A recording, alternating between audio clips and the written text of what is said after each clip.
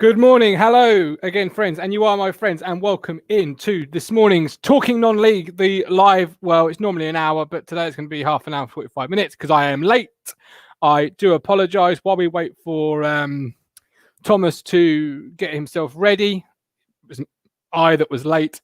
I can't even get on my own sofa to do this recording because I've got the dog next to me. And anyone would think he pays for this sofa and not me. Well, the wife, technically, but because he's just literally all over it. So I'm going to be on the hoof this morning, but we are here. We have got a fantastically jam-packed show for you. We've got Dan Snell on the show.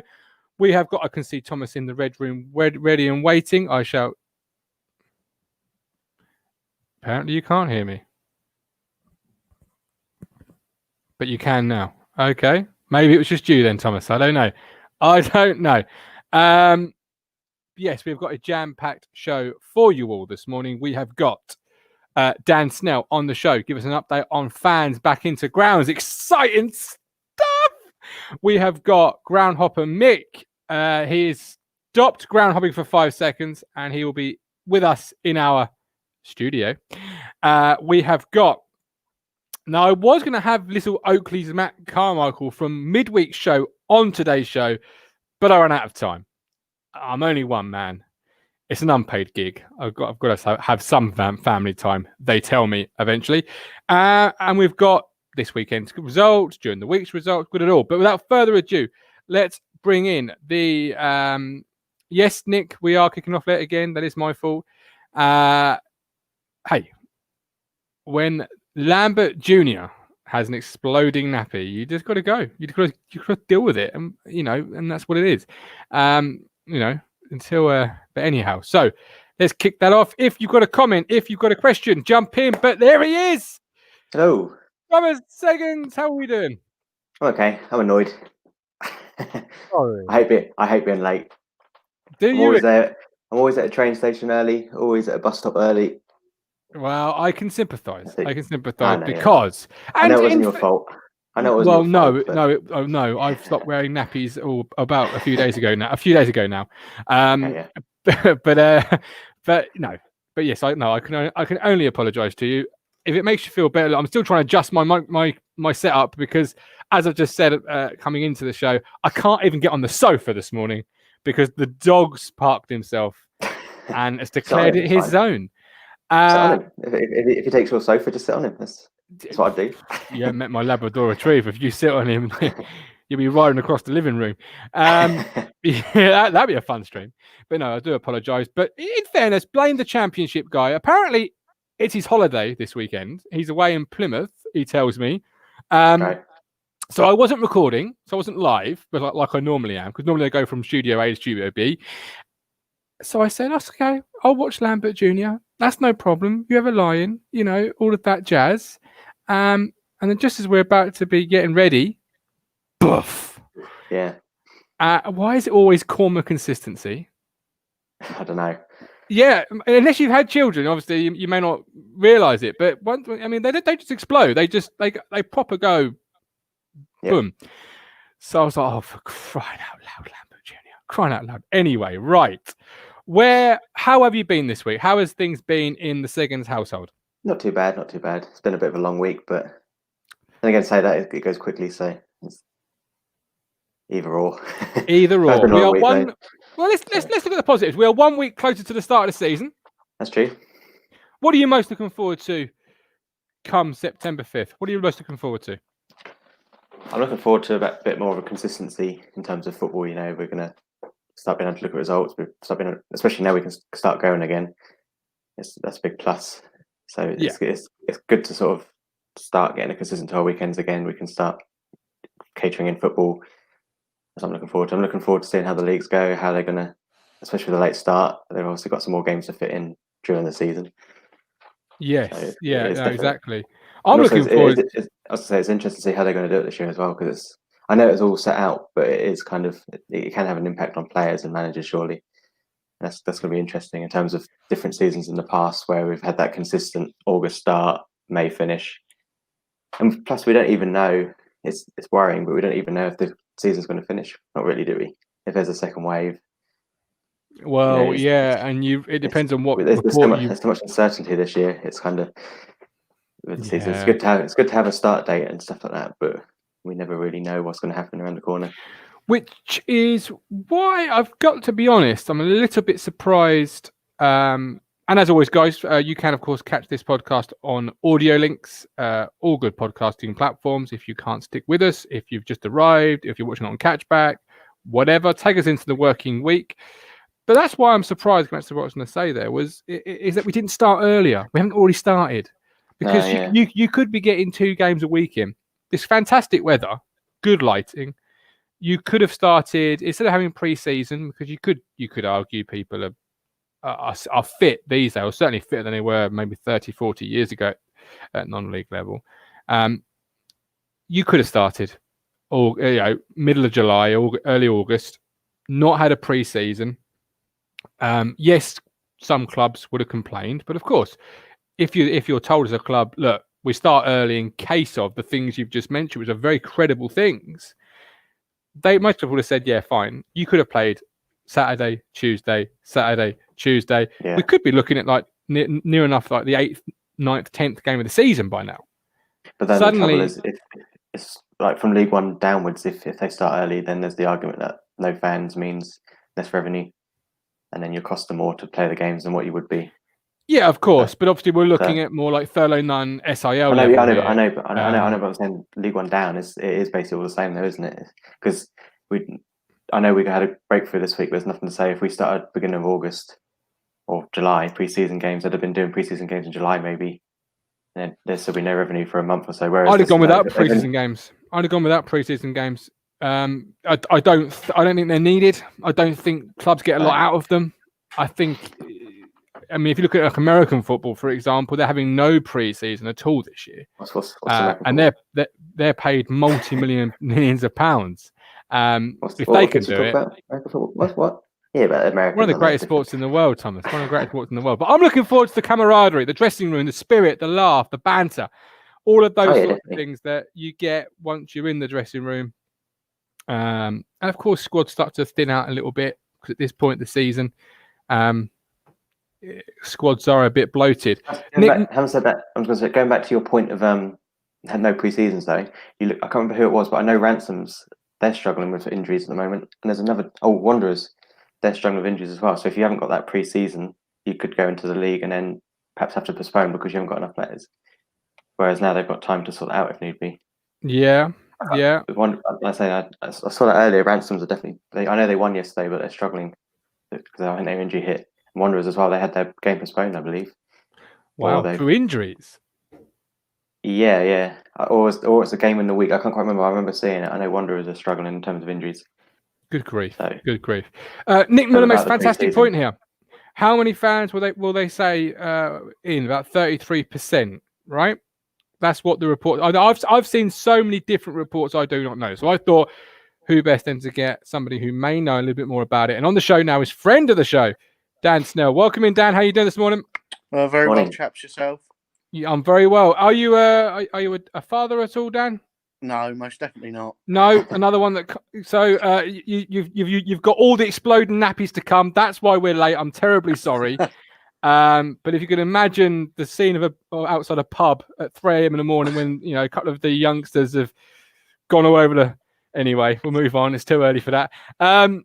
Talk to us about fans back into grounds. Where do we currently stand at that? There's been so many different news articles floating about this week.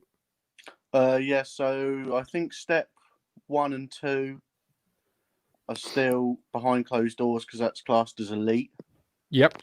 Don't ask me no more about that, really.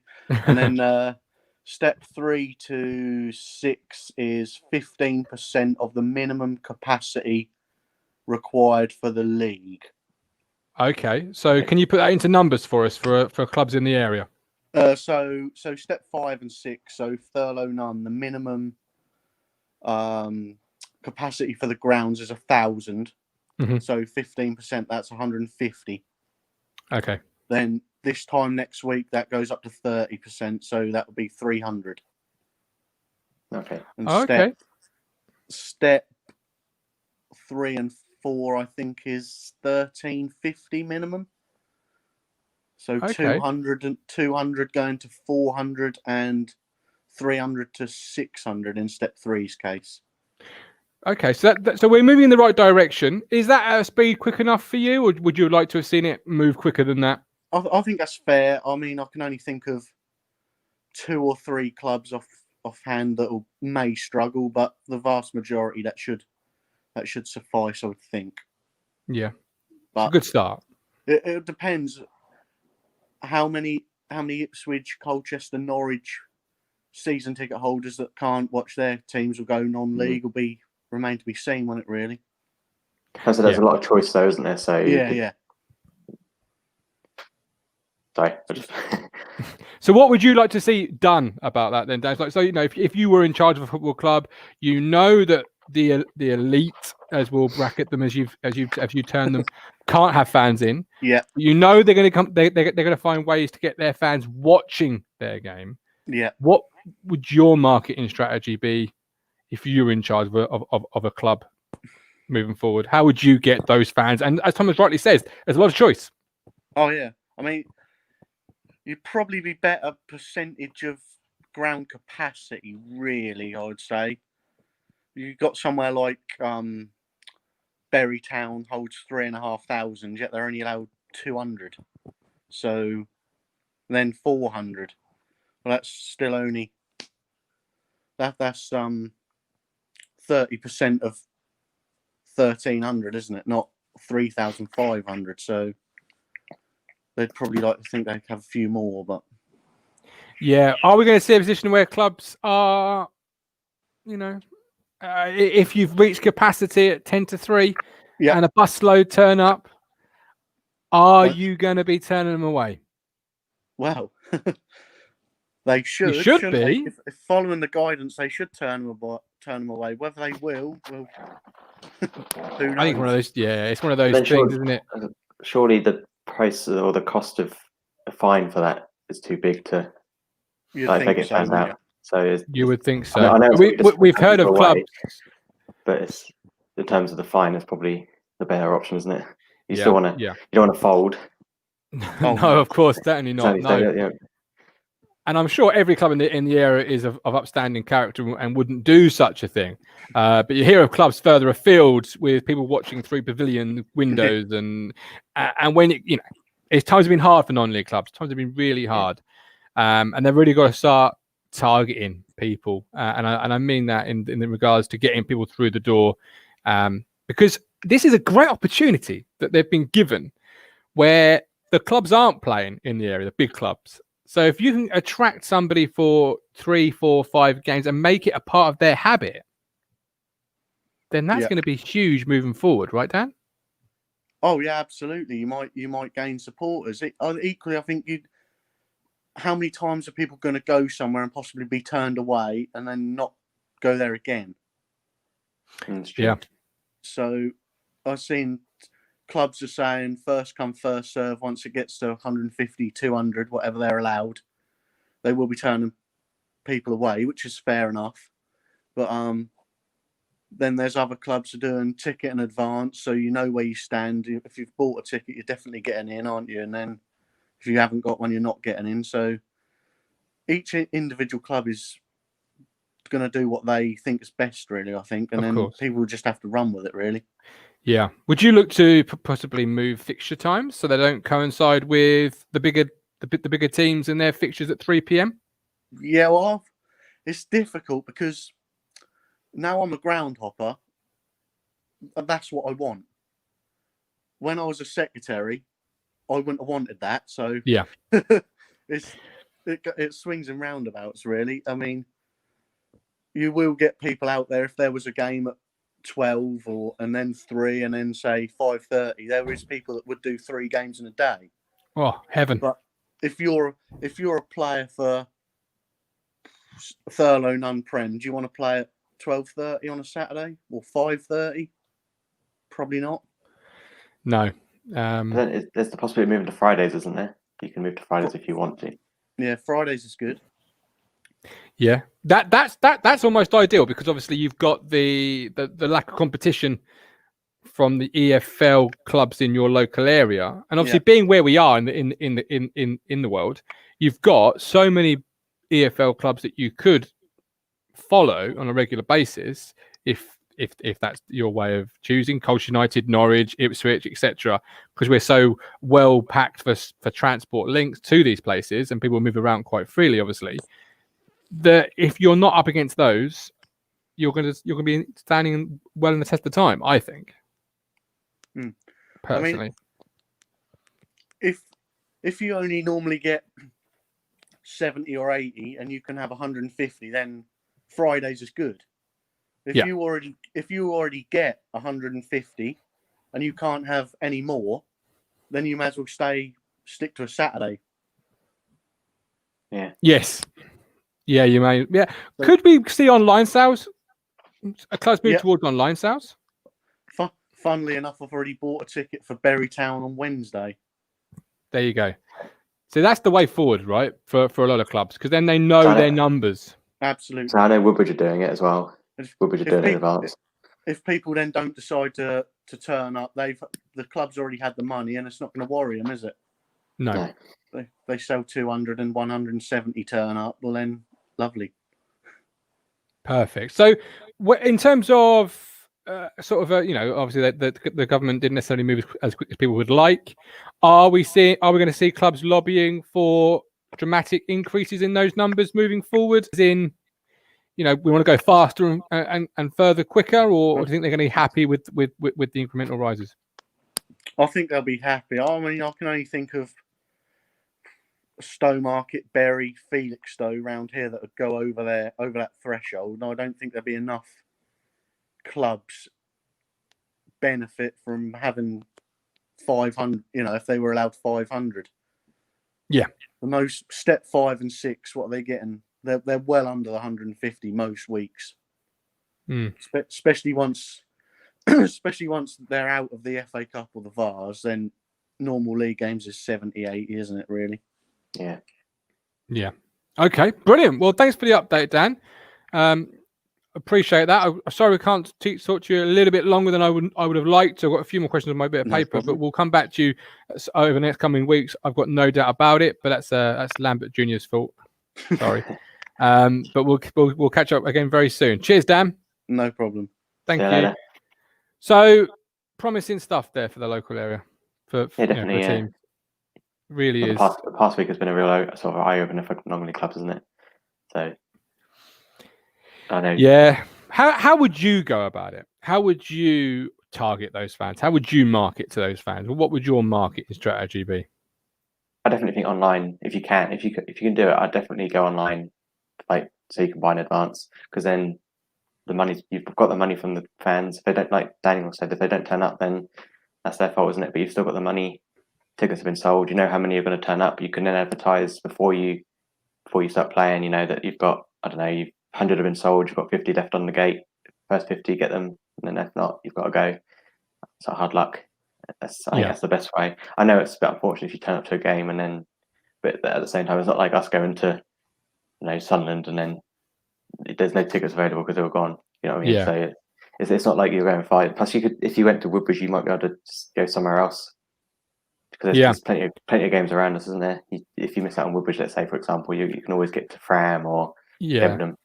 It's going to take discipline from local clubs, isn't it? It's going to take a union in working together and saying, look, we're full, but we know Framlingham Town, or we haven't been told by Fram that they're full yet, so try there or whatever. It's because otherwise, if you send somebody up to Framlingham and they're full as well, as Dan said, how many people are not going to go back? Exactly. Yeah. And be a bit stung by it. So it's like working together. At the same time, as a fan, you've got to accept that you might not be allowed in because you've got there a bit too late. I think it's got to be done two ways. It's got to be leaving it. Yeah, it's just how things are at the moment, unfortunately. It is, yeah. It's going to drag clubs into the 21st century a little bit, isn't it? Because if you look around at a few clubs' websites, even some divisions' websites, they're not the greatest. They need to be updated more regularly or brought into the 21st century. It's going to make it happen a bit faster, isn't it? I think so. Yeah. And you can tell the difference as well. I could go back to Woodbridge because I know I saw it. They were advertising it for Skull. You can buy tickets to go to Woodbridge for the Skull game, the friendly that was yesterday. And you can buy it in advance and then turn up, and then you know you're going. So it's yeah, and I've seen a few clubs promoting watching it online as well. So watching it the same way you'd watch, say, iFollow, for example, yeah. and an EFL club. That's a great tool, not just for now, but equally in the next year, 2, 3 years, because if you do start moving your fixture opposite your bigger club in the area, and every club's got a bigger club in the area, if it's Stowe Town, for example, you're maybe in that limbo of 2. But again, if Norwich are in the Premier League, for example, and Town are in anything but the Premier League, well, Norwich play on a Sunday if you're playing a big club, Town play on a Saturday. So if you start moving that fixture, you can then start to have it online, watch it through that method. And it's all money end of the day, isn't it? It's all money. That's the thing, they've got to adapt, because that'll probably help as well in a way, because if they start adapting, it's going to help them in the future, because they can carry on doing this and probably make more money than what they were before. Yeah, absolutely. Obviously, only a week or 2 away from the season. I think it's 2, isn't it, Thomas? Yeah. Where would you currently be in your pre-season preparations as a player? Well, I guess I'd be more or less ready now, wouldn't I? It's 2 weeks to go. You'd be on your diet again, training every night, I guess, or however. Big fan of pre-season wear? Not really. No, I'm not a fan of warming up for the game anyway. I just get on with it. I know that's a bit of a it's not good. What just obviously we'll have a little backstory fleshing out time. Where were your playing days? What sort of playing career? I didn't play that often, to be honest. It's a bit of a big kid, so I didn't play it. But I did play at Fram as a kid in the younger days. I can't remember how old I was now, but I've been playing at Fram. Obviously played at school now and again. At what point did you go into men's football? Did you flirt with men's football? You didn't go into men's football. Did you ever think about coaching, managing? No, not really. Not yet. Not at the moment. No. More of a fan. Prefer watching. I think there's less pressure. There's a lot less pressure.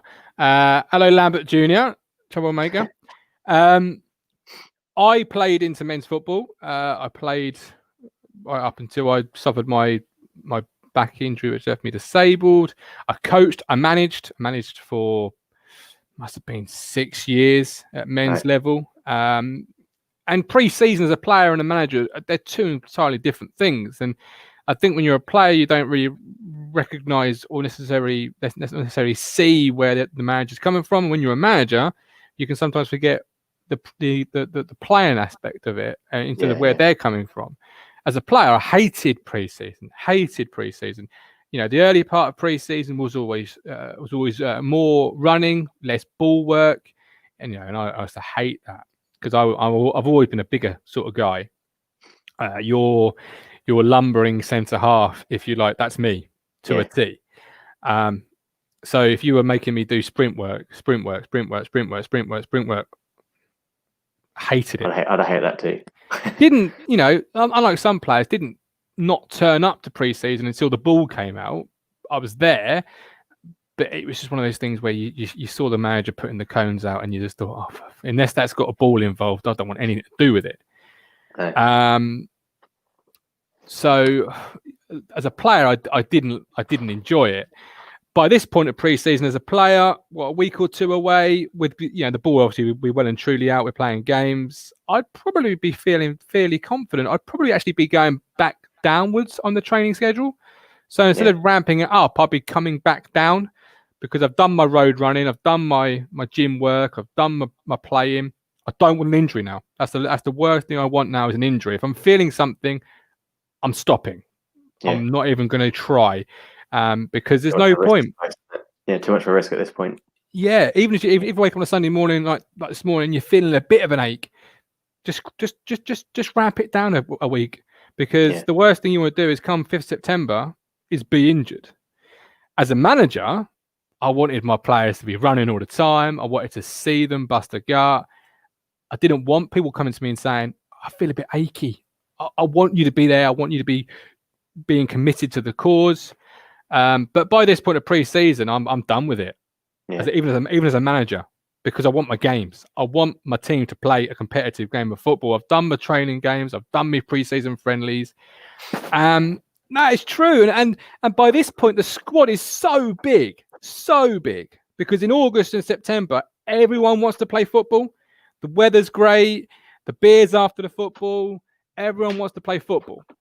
It's in October and November when it's dark outside on a Saturday or Sunday morning. It's peeing down with rain.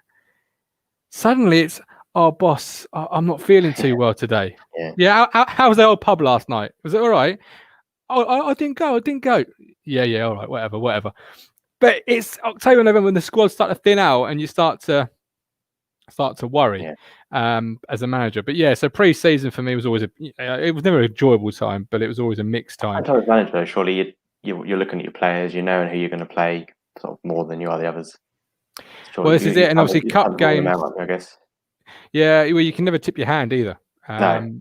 But the problem with pre-season is if you've got some boys returning from the year before, and I can't speak for clubs obviously these days, but if you've got people returning from the year before who maybe were 13th out of the squad, and they're coming back from their pre-season or from their holidays, and they're seeing 25 people at training, and then on a Sunday or a Saturday, they are getting last half hour, 40 minutes, because you know what they can play like. So providing they stay fit, you know what you can get out of Joe Bloggs. It's Timmy Smith you don't know what you can get out of. Yeah. So you want to see more of Timmy Smith. But then Joe Bloggs starts to worry that if there's 25 players at training, I was 13th last year in the squad, and I'm going to get in half an hour. Am I out of the squad completely? So he starts to drift away. Then Timmy Smith isn't committed. So come October, he's nowhere. So it's managing that very fine line between seeing what you got, knowing what you got, getting the most out of what you got, and all of that sort of jazz. Obviously, clubs that pay for their players have no such problems because you're paying them a wage. You know, you're expected to turn up and on time. Sammy Monk, thank you ever so much. Yes, you are more than welcome. If you want to come on today's show, maybe not today's show because we're already running a bit late, and I've got to get Groundhopper Mick on because baby. Yeah, well, see, you have kids, mate.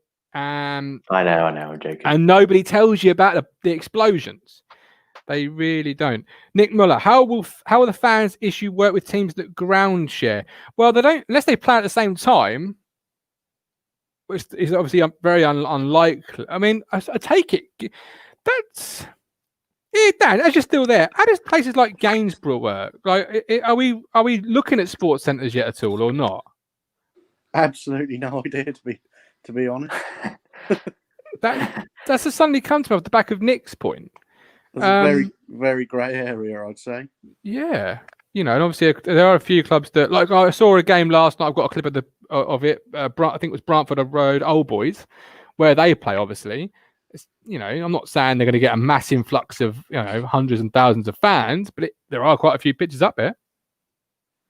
Oh yeah, and then even in like step 4, you've got, I think there's 3 teams play at Aveley, and if it's a FA Cup or a Trophy Vase weekend, then sometimes they do have one at 12:30 and then one at 3 rather than Friday and Saturday or Saturday and Sunday. So your guess is as good as mine. Can you buy a ticket for both games, or there we go? Go out and resubmit it into the ground, or I've no idea. Yeah, well, there we go. One of those things. So you stay right there, though, Dan, in case we need even more information. But feel free to pop off if you need to. I don't want to take up the whole of your Sunday morning for the second week in a row, but I do appreciate it, my friend. Thomas, any latest transfers in the local area? Yeah, there is. Hang on 1 sec. Fire it at me, my man. Fire it at me. So Stanway Rovers have got 2. They've got Matt Woolridge, who's from AFC Sudbury's Academy, so that sounds a bit promising for them. And Joe McCracken, who signed after. Well, I hear he's McCracken. He's been abroad, so they're welcoming him back. Sorry, I couldn't resist that one. I hear he's McCracken. Mildenhall side Charlie Hitch, he's a right back, played for Holston, Norwich United, and this before. That's a good sign for them, I guess. Joe Maybanks from Newmarket, who signed a promising striker, 24 years old. He's played for AFC Sudbury, Saffron Walden, and Berrytown before, so could be a bit of a boost for them, definitely.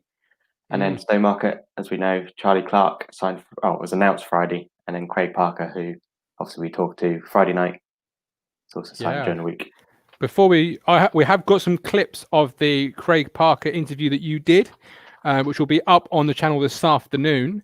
But before we get into that, Henley have added striker George Ablett from FC Ransoms. He scored, according to the SIL website, 30 goals in 17 appearances last year for Ransoms reserves. Oh, really? Yeah. That's not bad, is it? No. I know that talking about Charlie Clark, he scored 11 goals for 23, I think, for Norwich United last season. So Stowmarket have added their strengths. I was really impressed. And I hear there's some possibly more transfers for Stowmarket Town in the offering. You know, the rumour mill has been circulating at Stowe Town for a while. But yeah, so I saw the George Ablett, and then I looked at the SI website, and I just, wow, what a goal scoring return! And if he can take that into Henley are going to be licking their chops there, really, aren't they? But let's play some clips from your interview with Craig Parker. Then off the back of that, we have got Groundhopper Mick on the show to discuss ground hopping, how you get into it, latest hops, etc., and of course the latest results from the pre-season. Cool. He wanted to go a different way, just with younger lads and whatnot. And like I said at the start, I'm sort of getting on a bit now. I've been about a bit, and so it was the right thing for me to do to move on. Between the two of us, we agreed. And then I've known Muzzy quite a long time, who's the assistant manager at Stowmarket, and like from years and years ago. So he'd sort of been, we kept in contact throughout the years, and then he just sort of raised the question, really, did I fancy coming over and dropping a couple of levels, and told me all about the club, told me about Rick. I know Brooksy from way back, from when he was sort of Cambridge United, from when on my youth team days. So they sort of had all the setup right and had everything sort of going forward in the right direction, really. Momentum was with them, it felt like, and I was really impressed with everything he said about the club. So yes, that sort of brought me to the current day, really. I think I'm now 34, so I started sort of, like I said, when I was 16, 17, so I think that's, what's that, sort of 17, 18 years. Yeah. In 1 week, so which was excellent. And then we were unlucky at Chelmsford. Like I said, we should have made the Conference National that 2 years I was there. At least in one of them, we were there and thereabouts. Like I said, You can hear the rest of that interview and see the full interview with our main man, Mr. Segans, on the channel this afternoon. There were more clips to play, but times are pressing, and I want to get on. But it's a really great interview. You delivered some great questions to him, and he was a very open, honest chap. Upon his career. Should we get into this week's scores? Because I've got the scores, then I've got a goal to show you, and then we've got Groundhopper Mick, who I can see in the red room, ready and waiting. Yep, let's do it. Pre-season results, week ending 23rd of August. Stowmarket Town 1, Kings Lynn 0, Old Newton 1, Long Melford 2, AFC Sudbury 2, Newmarket Town 2, Wroxham 6, Halston Town 0, Little Oakley 2, Grantham Athletic 3, Holland FC 2, Witton United 1, Sleaford Town 1, Swaffham Town 1, Ely City 0, Cambridge City 1, Galston 2, Dereham Town 2, Leiston St Margaret 6, Wickham Market 3, Needham Market 2, Averley 1, Felixstowe Walton, and you can get the rest of those another time. Times are ticking. I can't be waiting. Times are ticking. I've got some fantastic guests waiting. I do want to show this goal though, okay? Because this goal I found on Twitter, and thanks to Brantford Road Old Boys, we have kindly got it to show you on the show. Guys, if you've got goals you want to send into the show of any games that you've covered, Groundhoppers, club secretaries, fans, all the above, then tweet me, DM me, or email address homedressingroom89@gmail.com.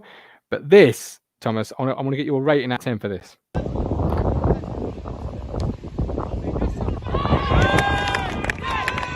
Yes. What do you think? That's an 8, I think.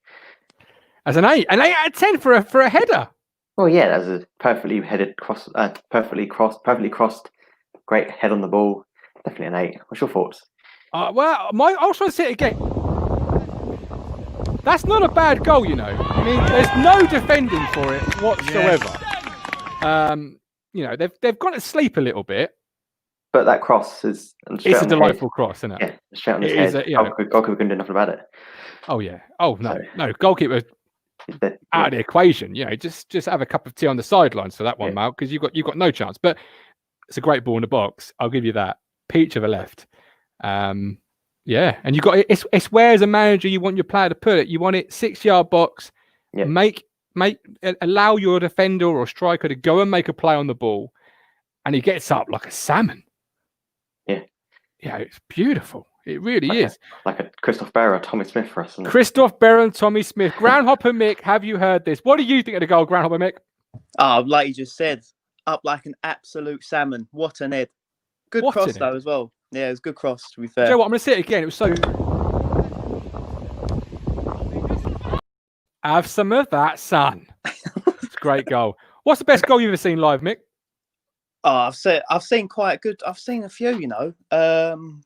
Clacton was an absolute beauty. I have to put it on Twitter again. I'll do it a couple of times. I have to show it again. But like 30 yards out, he just smashed it, top bins. Yeah, quality goal. Stick it on Twitter. Yeah. See me in it, and I'll make sure it's on the show next week for those that haven't seen it. Because 100%. That sounds like my sort of goal, 30 yards out. Oh, mate, yeah, he hit it so well. It was quality, to be fair. Absolute quality. You know, I've only ever scored either worldies or scruffies. I don't score simple goals. There's no in between. Not with me, mate. Not as a centre half. No, but to be fair, most of my time in front of goal was head in the hand, sort of. I mean, I'd have missed that header. I'm not going to lie. I'd have somehow missed that header. I'd got up. I wouldn't have jumped as.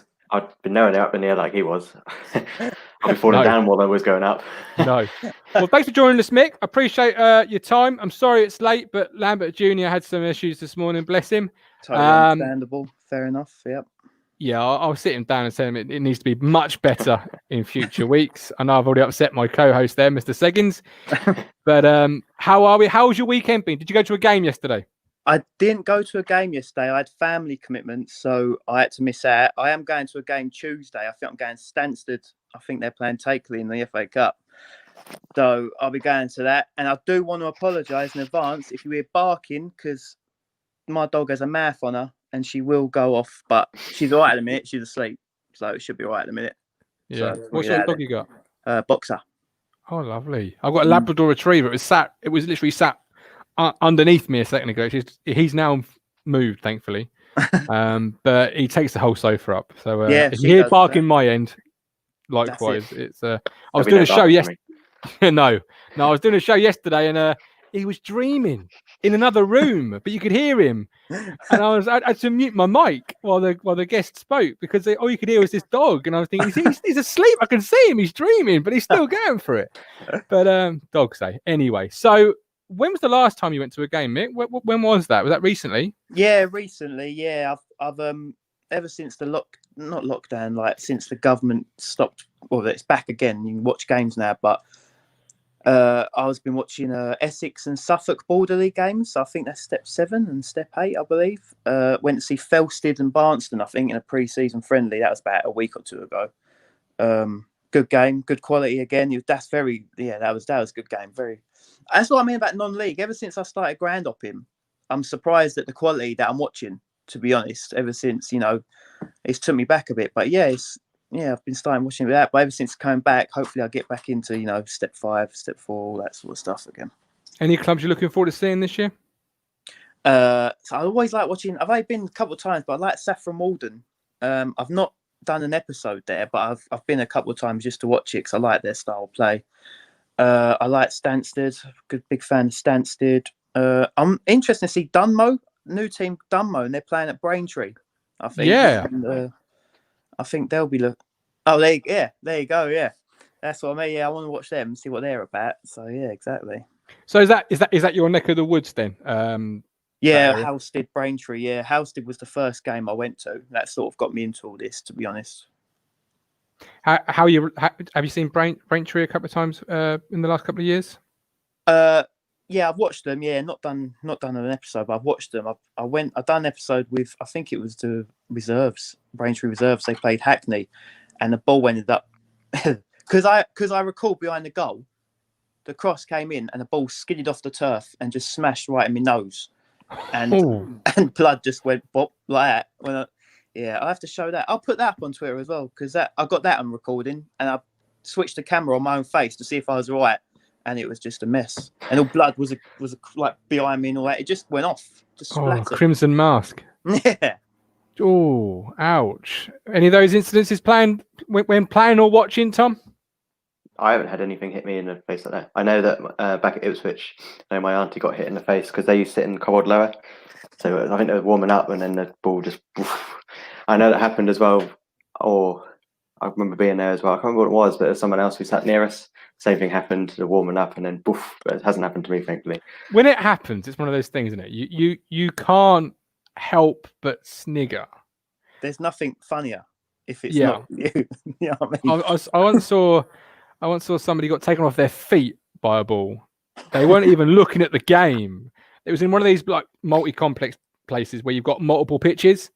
So it's from a different game. The guy was watching this one game and the other game behind him, and the ball just hit him on the back of the head, and he took him clean off his feet. A bit like Dillian White last night, clean off his feet. And it was this, I sat there and I was like, I couldn't help but laugh. But then equally, it's like, that's going to hurt. Oh, yeah, 100%. But there's nothing funnier. No, there really isn't. How did you get into ground hopping, Mick? Because it's different for everybody. Yeah. I got sick of... I still watch Premier League football on the telly and that, but I got sick of it. I got sick of it. It's not about the fans anymore. It's all about money. Like same old story that everyone knows, really. And I was just sitting there one Saturday thinking, I want to watch football, but I don't know how. I don't know what to do, you know. So I thought I might as well go Halstead, local club. I thought I might as well just record it as well, and see if they like it. And that's how I got into it. And then the first game I went to, I loved it, and then it's just happened from there. Basically, just sick of Premier League and just the money, with all the money involved. I think a lot of people are the same. I think a lot of people are the same. And what if you can remember, what were your first feelings and thoughts when you thought, I'm going to go and watch so-and-so versus so-and-so in the so-and-so league? And you knew it wasn't your Man City Tottenham. You knew it wasn't your glamorous all gold affair. But can you remember what you were feeling going into that game? Maybe you were expecting... I wasn't expecting much, to be honest. I wasn't. I've never been to non-league before. I've never watched I've never been to a lower league game before, and I was expecting like a park and stuff like. I was so not ignorant, but maybe not informative on it. I wasn't aware of how much, because House has got a nice stadium and stuff like that, and then you started watching them. Some teams that I've watched, they pass it around so well on the floor, and the goals that I've captured as well. It was like, oh right, this is actually decent, and it's cheap as well. You can get a beer, you can have a laugh, get the ticket, all for like under a tenner. And that was like, yes, this is my cup of tea. And the people who work in non-league are quality as well. Real community vibe, isn't it? Exactly. Yeah. How long have you been doing it now? Not long. I started last year, but because of lockdown, it's just sort of, I may be doing it 5 months, maybe. Not even. Right. I don't know. Maybe not even that. Like compared to Dan, who was on earlier, he's so informative and he knows the ins and outs. I'm just trying to find my feet still, to be honest. I just like to go to the games and just try and capture the goals and the best bits, really. Mm. Yeah, well, and it's great advertising, obviously, for non-league football. But I think a lot of people are probably like Mick, right, Thomas, where they go to a non-league fixture, maybe because they're disillusioned with the Premier League or whatever league. But they go with trepidation and a bit, am I going to see a long ball in the air, more on the ground, bad pitches, etc. That's a feeling that most people probably feel for their very first time, right? Yeah. I remember going to Dover. I know it's a bit higher up, but I went to Dover when I was uni, and sort of going back there, as I really enjoyed it because I know we went for the playoff. It was for the playoff finals as well. So we went to the semi-finals. Went to Sutton, I think. Went to the home game as well.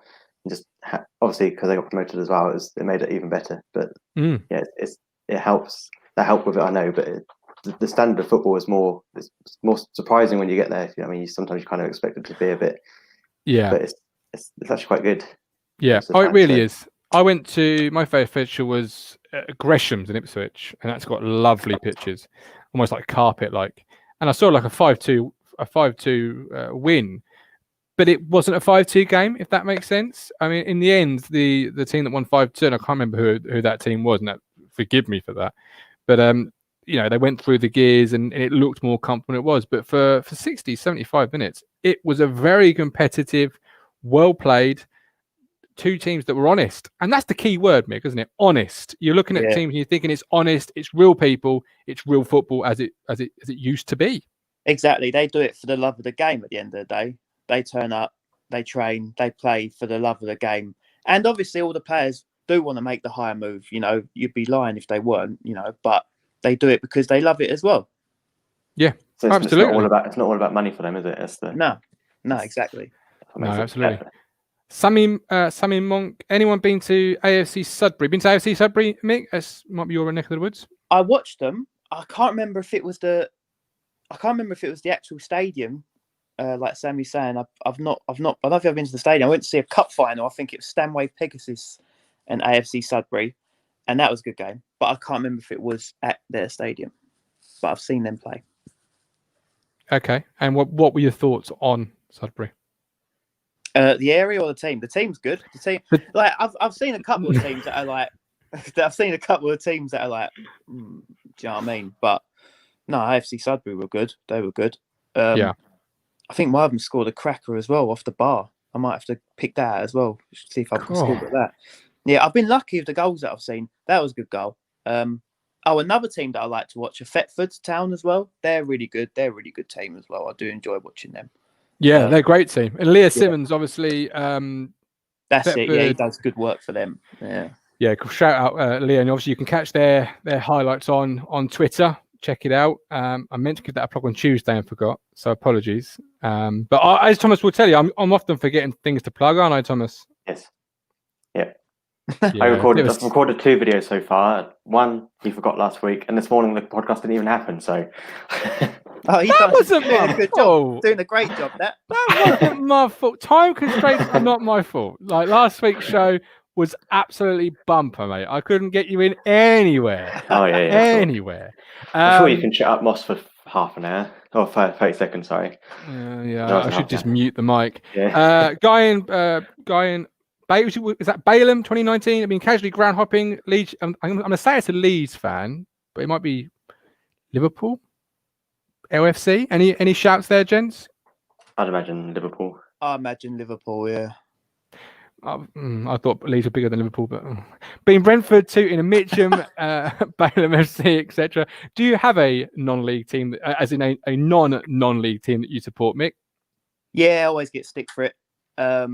I'm Man United, and obviously don't live anywhere near it, and I get called Cockney Red all the time. But yeah, Cockney Red. Yeah, that's. Do you know where it is on a map, though, Mick? I mean, that's obviously the genuine, the genuine entry level question for a United fan, isn't it? It's somewhere up north, isn't it? Somewhere, yeah, north of the Watford Gap, isn't it? Yeah. Anywhere above that, yeah, exactly. Obviously, it's not non-league, but we'll go there anyway. How do you rate their chances next year? The way we've been playing, top 4 again, probably. There's problems at the back still. I mean, with Maguire in prison, it's going to be hard to see how he's going to be like. Do you know what I mean? Playing next year, yeah. I don't know what he's going to be doing. Lindelof not good enough. Brandon Williams not good enough. It was his fault why we lost in the Europa League semi. I think, in my opinion, lost his man at the back post. So tighten up at the back. Bruno Fernandes is an absolute game changer. So I reckon top 4, maybe an FA Cup, hopefully, maybe an FA Cup run again, but top 4.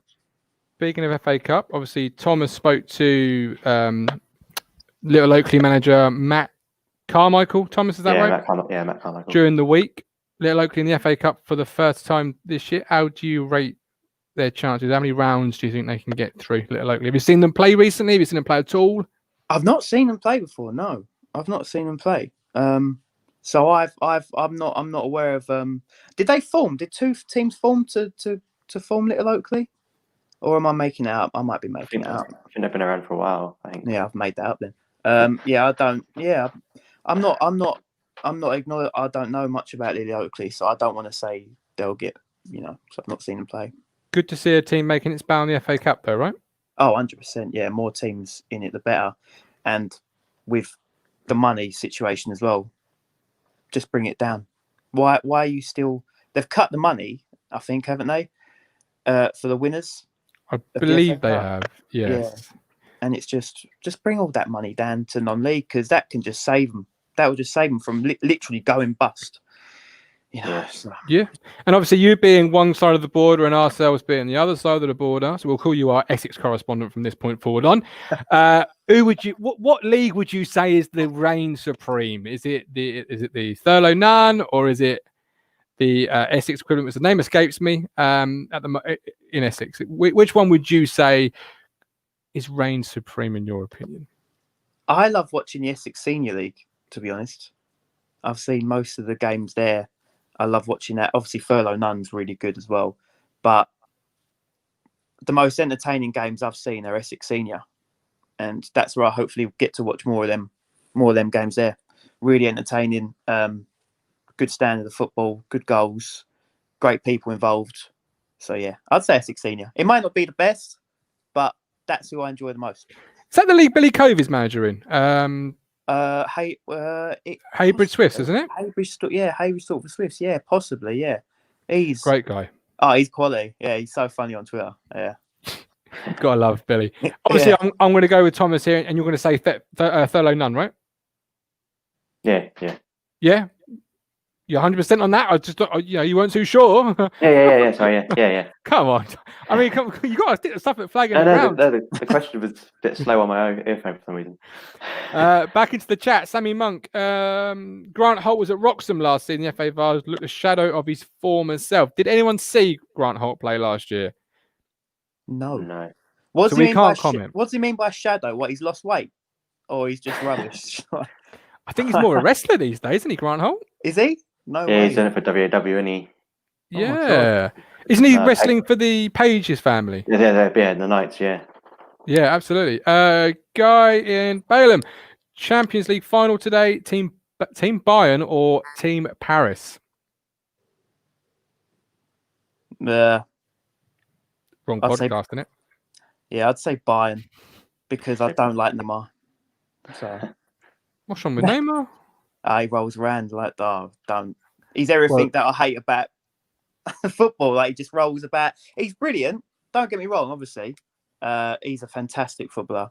But for me, he's very whiny and goes down too much. And Did you say Bayern or Paris, Tom? I said Bayern. Yeah. So we've got two, but I'll go Paris just because, you've got to be different, Otherwise, it's a boring podcast, let's be honest. Obviously, we'll get you on again very soon, Mick. You've been absolutely quality. I can only apologise, and I know Lambert Jr. would apologise if he could speak and say sorry because you've been absolutely awesome. But obviously, Thomas mentioned at the start of the show COVID-19 and not knowing what direction the season might be going in with it. What would a good season for you, being a groundhopper, look like moving forward? A good season is to more clarity about the game. I'm so confused about this percentage of people allowed in. I just want to know that I can get to a game, and watch it. You know what I mean? I just think if we can go to the beaches, we can have mass protests, we can go to clubs, pubs, then I can go to a non-league game. But what Dan mentioned earlier on, which was it was a good point, was all these Premier League season ticket holders and other league supporters will go to non-league games now and fill it up, which is only good for non-league as well. But for me personally, it would just be going to as many games as possible now, not take it for granted, like I probably did, like I think a lot of people took it for granted before. Guilty. Yeah, I think everyone has. I think everyone just thinks, yep, I'll go to this game. I won't go next week. I'll just go. But then, boom, 5 months, no football. So yeah, not take it for granted and get to as many games as possible. Yeah. And any clubs in your local area that you're looking forward to that you think might surprise a few people? Obviously, the leagues have changed around. Some were promoted, some weren't promoted, some were relegated, some weren't relegated. Me and Thomas found that this morning, didn't we, Thomas? When we were looking at the leagues, we were surprised to see a couple of teams in different leagues. Any club that you're secretly thinking, they're a dark horse, there's someone to watch? Stansted. Yeah. I know the managers there, and they've built a good squad. So I'm fingers crossed for them. And last question from Sammy Monk before we depart. Do we have eyes on who the new Dwight Gall or Jamie Vardy might be from non-league? Anybody you've seen, guys, that you think could cut it? Perhaps not the Jamie Vardy level of football, but certainly the higher level than what they were playing when you saw them. Or maybe you saw somebody famous and before they were famous. Yeah, I mean, there was a Thetford number 9. I think his name's Volta. Mm-hmm. He should be playing at a high level, in my opinion. He was brilliant when I've watched him before. He was the one that really stood out for me, to be honest, who I've seen. Cool. Thomas, anybody non-league wise? I know he's been on the show, but I'm going to shout out Ben Folkes because I know he's still young, isn't he? And if he can have a season like he did last season, higher up, he could definitely get into the main leagues if he carries on going the way he is. I think. Yeah, he seems to strike things and turn to gold, doesn't he? Yeah. Yeah, he really does. Cool. All right. I would have said Ben Folkes, but you nicked that one off me. Sorry. I could say I've seen Dean Bowditch at the start of his career and Dean Bowditch playing for Stuymarket Town. I mean, I can go from one end to the other with a player. I can't say I've ever seen a player and thought, that's the next. I think it's hard to as fans, isn't it? Because you might think, as you've just done there, Mick, can play higher, but you're never quite sure how high. Nah, otherwise I'd be a top scout, and I'm not. Yeah, and even the scouts don't know. Yeah, true. Very good point. Yep. There was a guy at Thetford, Thetford, who went on trial to Ipswich. I want to say Castro. Oh, yeah. Looked class above at Thetford, but I don't think he won a full-time contract at Ipswich. So It's really hard. But they take him on trial because even they don't fully know, do they? It's worth a go, yeah. It's worth a go. Yeah, absolutely. But there we go. Nick Muller says women's football may get more fans. I think it's absolutely spot on. And it's really good to see women's football and a lot of other clubs now having women's teams. That's so exciting. As a father to a 12-year-old girl, it's good to see women's football taking off. And I know she's sport mad, so that's great. But we are done for today's show, just under the hour mark. We've got it done. We're a bit late for you going out, Thomas, on a Sunday. I'm so sorry. You have to just buy an ice cream on me and I'll send you the money. I don't have any plans today, to be honest, so it's fine. Oh, in that case, crack on. No, I'm joking. It's been a real pleasure talking to you, Mick. Hopefully I'll get you on again very soon, especially when the games start flying and you start going to games, etc. We can get you on, talk about your experiences and see how the land lies in terms of COVID and football. Yep, definitely. But appreciate you making your debut, my friend. No, thank you for having me. It's been good. Thank you very much. No problem. I'll speak to you soon. Thomas, we'll be back. No, you won't be back next Sunday, right? But I can appear somehow. Yes, we may have some jiggery pokery going on where you may appear at different points of the show. Yeah. But next Sunday, I have got Alasdair Ross on the show with me. A groundhopper again. We are going through the archive of groundhoppers, getting all their experiences, because they're the eyes and the ears on the footballing world, the impartial eyes and ears. Hopefully get Mick on again very soon. He's been a real pleasure. And Dan Snell, obviously, with his any further updates. But we're done. There's a number of things we've not done. One positive that I saw this morning. It was from Long Melford. I see it as positive anyway in these times. But they're demolishing their old clubhouse, and they're building a new clubhouse and should be up and running in spring 2021. So even though these clubs are sort of struggling at times, they're still going on with their plans. And I saw that this morning. I just want to mention that just because it is a positive throughout what's happening at the moment. Yes, and it's funny you should say that, because I saw something very similar from not similar, but I saw something from Suffolk FA which I wanted to highlight but forgot to write down. That was that they've given out some ridiculous amount of money in the grant scheme which is I can't find it right now, but that's fantastic, right? Because it's good to see our local clubs investing in infrastructure, as you've said. Yeah, like especially during they've lost out on revenue for 5 months, haven't they? So it's definitely good to see them still planning ahead, trying to improve their infrastructure, or look to the future throughout these times, basically. So absolutely, I thought that was a big plus. So the championship guy Robert is on holiday this week. The non-league guy Thomas is on holiday next week. I don't get a holiday. I just get stick for being late. But hey, that's the way it goes, my friend. But I have said, like we said a couple of minutes ago, we'll try and do something during the week, so I'll still be here. We will end today's show, Thomas, with this.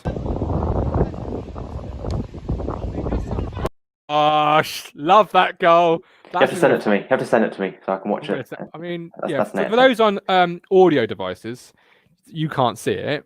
But if you head to my Twitter at HDRMartin or Thomas's Twitter, Thomas, what's your Twitter handle? At the Seg TFC. He'll make sure he's on his as well. But it's a great goal. It's a great goal. Or, of course, the source, Brantford Road or Old Boys, whose goal it is. But for this week, we're done. We're dusted. Thomas, go on. Just going to say, before we go, just play it again. Just play it and then cut. Finish the show like that. That's what I'm saying. Okay. All right. Do you want to commentate it for the guys at home, or do you want to just let it play in its natural? So just let it play in its natural. It's too good to. We don't want to ruin it. We don't want to do a Brenner. Ooh, I like Brenner. That's I like Brenner. I'm joking. We've got to watch out for legal reasons, Thomas. We've got to watch out for the legality reasons. Okay, so here we go. So lead us out is our first goal of the show.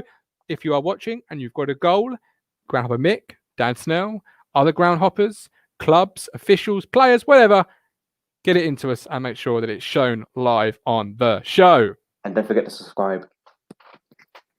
What a man. Someone pay him a wage.